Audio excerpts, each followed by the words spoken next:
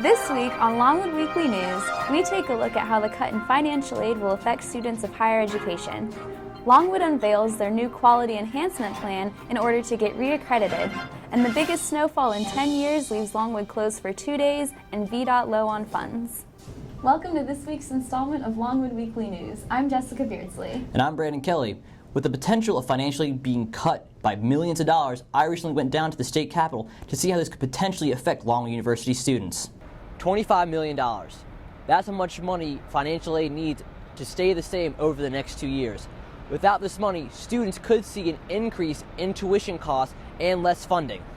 Since the Great Recession of 2008, public schools such as Longwood University have seen state funding for financial aid cut from 60% to, in some cases, 20%. Such cut like this puts students in difficult situations when it comes to paying for school. As of now, some lawmakers are debating on funding for financial aid an extra $25 million to keep it at its current levels. Kurt Cox, Majority Leader of the House of Delegates, says that if we continue underfunding financial aid, some students will be priced out of a quality education. Well, frankly, if it doesn't stay affordable, you're just going to price so many students out of the market that we'll never have that. It's corny, we'll never have that great opportunity to aspire to the dreams they want to in a free society like America. You just simply can't come out of college with $25,000 or $30,000 or whatever it is of student debt. Unlike many budget proposals at the state capitol, this increase in funding is not a partisan issue. Governor Terry McAuliffe, who ran on the idea of affordable higher education, had this to say: "Access to higher education is a big deal to me. I cannot help grow the economy if students can't afford an education." With the understanding that the General Assembly may not pass the full $25 million this year, Justin Pope, former AP reporter on higher education and President Reevely's chief of staff, says there are ways for students to help keep the price of schooling down without relying solely on financial aid. Scholarship funds ranging from things that support books, experiences, research, to things that support tuition that are out there. So students should talk with the financial aid office. With a majority of Longwood students supported by financial aid, this lack of funding could result in tuition hikes. For LWN, I'm Brandon Kelly.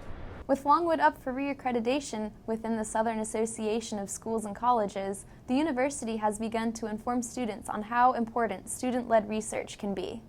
Longwood University's Quality Enhancement Plan is focusing on student research, and the school is preparing for its accreditation this coming March.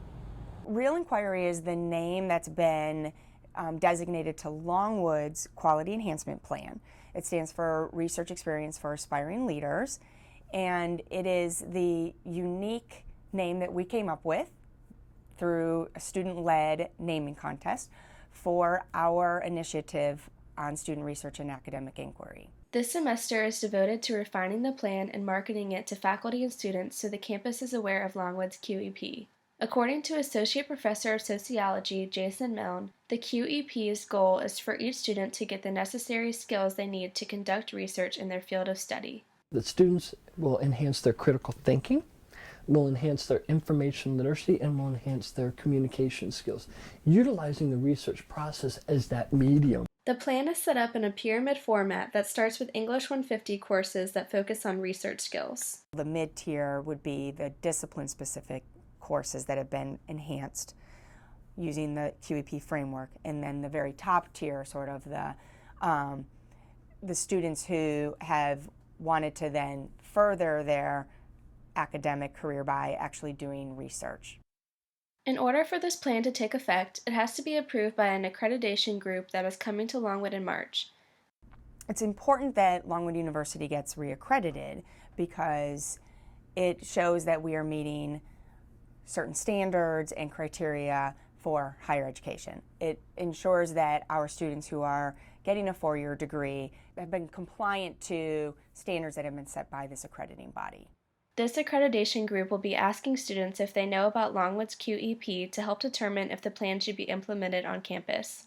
For Longwood Weekly News, I'm Jessica Michael. With last week's snowstorm dumping almost a foot of snow on the ground, Longwood University grounds crew were stretched thin, resulting in 2 days of canceled classes. Brianna DeWolf has the story. In the midst of ever-changing winter weather, Longwood always needs to be on their toes in case of an emergency. The most recent snowfall brings fear of not having enough supplies or staff to maintain campus grounds.